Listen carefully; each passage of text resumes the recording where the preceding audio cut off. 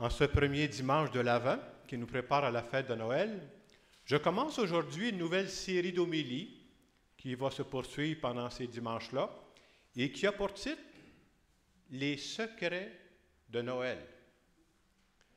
Vous savez que la saison de Noël, c'est une saison de secrets. Vous savez ça? Oui. Vous savez ce qu'ils font les gens présentement? Ils achètent des cadeaux. Qu'est-ce qu'ils font avec les cadeaux? Ils les cachent. Noël est une saison de secrets. Et même le premier Noël, vous savez, quand Jésus est venu sur terre, quand Dieu a décidé de faire entrer son Fils sur terre parmi nous, il est arrivé discrètement, secrètement.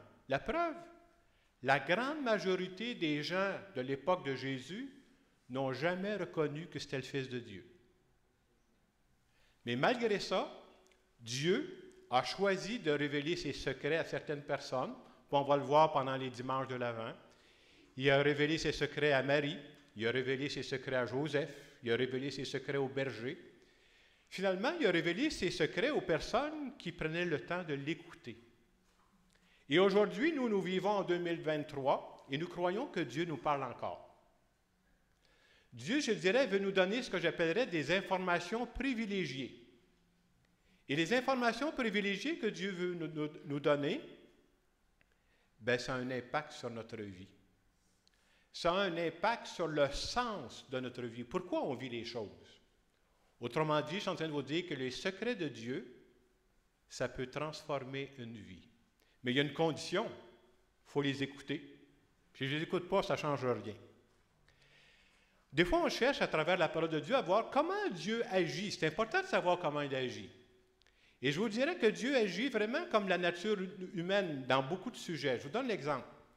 Dans la vraie vie, nous autres, là, vous savez à qui je partage des secrets? Je ne partage pas ça à n'importe qui, moi, là. À qui on partage des secrets? On partage des secrets à des personnes en qui nous avons confiance. Je ne dis pas ça aux autres, là. On partage des secrets à des personnes qui sont, je dirais, complices avec nous, ben non, qu'on est proche, là. C'est important, on a confiance à ces personnes-là. Et finalement, on pourrait dire qu'on partage nos secrets à des personnes qui ont du temps pour nous écouter. S'il y a des gens qui n'ont pas le temps pour nous écouter, ben on ne leur partage pas nos secrets. Hein. Et ce que je viens de vous dire, notre façon de faire entre nous, toute la parole de Dieu nous dit que c'est exactement la méthode de Dieu. À qui Dieu partage ses secrets? Ben, on va le voir, c'est les gens qui prennent le temps d'écouter, des gens qui ont développé une intimité avec lui. On peut les nommer, je le disais tantôt, Marie, Joseph, les bergers, et plein, à chaque époque. Hein. Même dans le temps d'Abraham. Pourquoi Abraham, on dit, ben, il était devenu un intime avec Dieu. Là.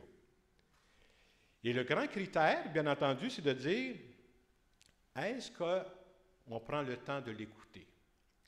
Pendant cette série d'homélies qu'on va développer, on va voir que Dieu a des secrets pour nous personnellement. Et plus je vais être intime avec lui, plus je vais prendre du temps pour l'écouter, plus je vais être capable de décoder ses secrets. Le grand projet de Dieu, lui, il est venu partir d'un grand projet, c'est un projet d'amour pour tout le monde.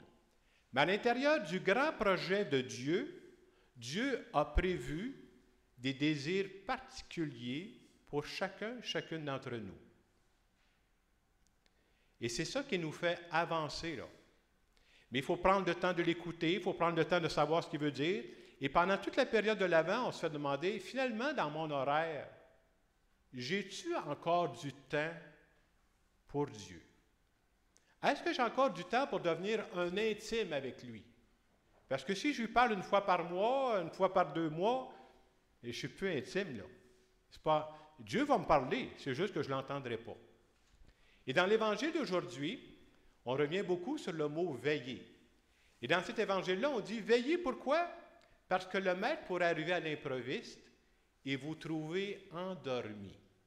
Vous remarquerez que l'expression « endormi », ça revient de temps en temps dans l'Évangile. Hein? Ça veut dire quoi, être endormi? Ça veut dire, c'est de vivre sur l'air d'aller. C'est de vivre sans se poser de questions. C'est pour ça qu'il y a même des groupes religieux qui vont dire « réveillez-vous ». Moi, je ne suis pas témoin de Jéhovah, là, mais on peut se réveiller aussi pour écouter Dieu. Hein? Réveillez-vous, pourquoi? Parce que Dieu nous parle. Et la bonne nouvelle qu'il faut savoir, ça c'est l'expérience qui nous montre ça, la bonne nouvelle, c'est de savoir que quand Dieu a un secret à me révéler, quand Dieu veut me parler, vous savez ce qu'il fait? Il répète. Et vous savez pourquoi il répète? Parce qu'il sait qu'on est dur de l'oreille. Il sait qu'on ne comprend pas du premier coup. C'est tellement vrai que je dis ça à des gens qui viennent me voir, « Ah, à un moment donné, j'ai eu telle bonne idée, j'ai eu telle pensée, puis c'est revenu une fois. » C'est revenu une fois, oublie ça. Ce n'est pas important du tout. Mais si ça revient plusieurs fois, si ça revient pendant plusieurs jours, si ça revient pendant des semaines, si ça revient pendant des mois, écoutez ça. Dieu est en train de vous révéler ses secrets. Et les secrets de Dieu, c'est toujours pour nous aider à grandir. Je ne vous dis pas que c'est reposant, par exemple. Là. Mais les désirs de Dieu, c'est pour nous aider à grandir. Oui, pourquoi il faut veiller, comme dit l'Évangile? Parce qu'on croit que ce n'est pas juste une histoire ancienne, notre affaire. Là. Nous croyons que présentement, Dieu nous parle à travers les événements de notre vie, à travers les personnes que l'on rencontre. L'image qui me venait, moi, quand j'ai préparé cette homélie, moi, je n'ai pas connu ça, là, je suis trop jeune, mais anciennement, vous savez ce que des gens faisaient à cette époque-ci de l'année, là? Ça existait ici au Québec. Juste avant une tempête, il paraît, je ne veux pas vous faire peur, mais ça se peut qu'on ait une tempête ce soir, là. Je ne travaille pas pour le Météo Média, mais je peux vous dire ça. Juste avant qu'arrive le début de la neige, vous savez ce que certaines personnes faisaient anciennement avec leur auto? Ils mettaient ça sur les blocs. Il y a des gens qui enlevaient même les 4 roues de la voiture, ils mettaient ça sur des blocs de ciment, puis là, quand est-ce qu'on va reprendre? Printemps prochain. Bien, ça va sortir pendant l'hiver, ce monde-là, hein? Je vous parle de ça, c'est une image, hein? Mais une des tentations, puis vous avez peut-être ça, moi je lis de temps en temps. La tentation, moi j'aimerais de temps en temps mettre ma vie sur les blocs. On se reparle au printemps. On va prendre un break syndical. Mettre sa vie sur les blocs parce que tu vois des choses qui s'en viennent, puis tu te dis, ah, comment je vais composer avec tout ça, là? C'est la tentation. Mais en même temps, ce n'est pas la vie, là. La vie que Dieu me donne, ce n'est pas de temps en temps, c'est tout le temps. Et quand est-ce que Dieu a des nouvelles choses à me dire, c'est tout le temps. Je ne peux pas passer 6 mois sur les blocs, moi, là. Ça avance, la vie, puis Dieu ne me donne pas de la vieille vie. C'est toujours de la nouvelle vie qu'il me donne. Donc, vous voyez, en fin de semaine, on se fait dire comment c'est important de rester à son écoute. Et des fois, on peut écouter ça pour le début de l'Avent, dire, ben, c'est bien beau, mais qu'est-ce que ça change dans ma vie? Moi, si j'avais un défi à vous donner pendant cette période de l'Avent, là, c'est de prendre un moment chaque jour pour écouter ce que Dieu dit.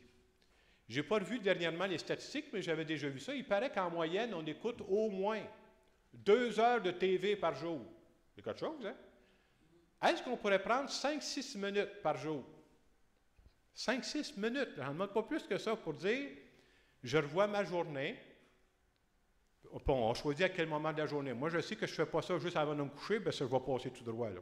Mais un autre moment de la journée, je revois ma journée, les événements que j'ai vécus, les personnes que j'ai rencontrées, puis dire à Dieu à travers ça 5-6 minutes. C'est quoi le secret que tu es en train de me dire à travers ce que j'ai vécu? Qu'est-ce que tu es en train de m'apprendre à travers ce que je vis et à travers les personnes que je rencontre?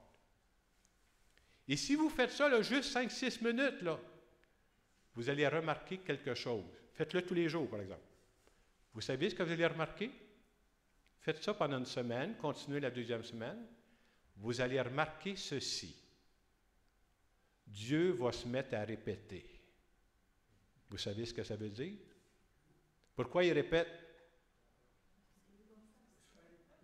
Se faire écouter, puis il y a un secret à me dire. Si ça revient une fois, mettez ça au vidange, je n'ai pas de problème. Si ça revient 2 fois, 3 fois, ça se répète, hop, une petite lumière devrait s'allumer. Dieu cherche à me réveiller. Dieu cherche à me parler. On a même des auteurs spirituels qui disent ceci. Quand j'entends plus Dieu dans la prière, Dieu va passer par les événements de ma vie pour me réveiller. Parce qu'ici, dans ce là je commence à être endormi profond. Là. Dieu nous parle. Alors, c'est ce que je vous invite à faire. Ce n'est pas sorcier, ce n'est pas compliqué, mais faites tous les jours, un petit peu tous les jours, et regardez ce qui se passe et regardez ce qui se répète. C'est très instructif quand on y croit. En terminant cette homélie, j'aimerais simplement faire une prière en notre nom à tous.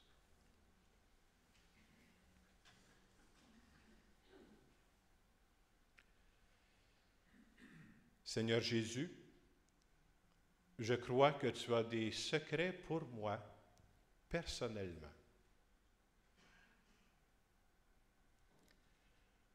Je voudrais te demander pardon pour toutes les fois où toi tu me parles, mais que moi je ne prends pas le temps de t'écouter. Je voudrais profiter de cette période de l'Avent pour devenir de plus en plus intime avec toi. Et je veux te dire merci Seigneur de guider ma vie. Amen. Dans les quelques secondes qui viennent, je vous invite à préciser, parce que si on ne se met pas ça précis, je vous annonce que ça ne se fera pas, là. Ça serait où, moi? Y a-t-il encore 5-6 minutes dans ma journée où je pourrais prendre ce moment-là, faire l'expérience? Faites-le pas parce que le curé le dit, là. Faites-le pour faire l'expérience. Puis regardez ce que Dieu va répéter.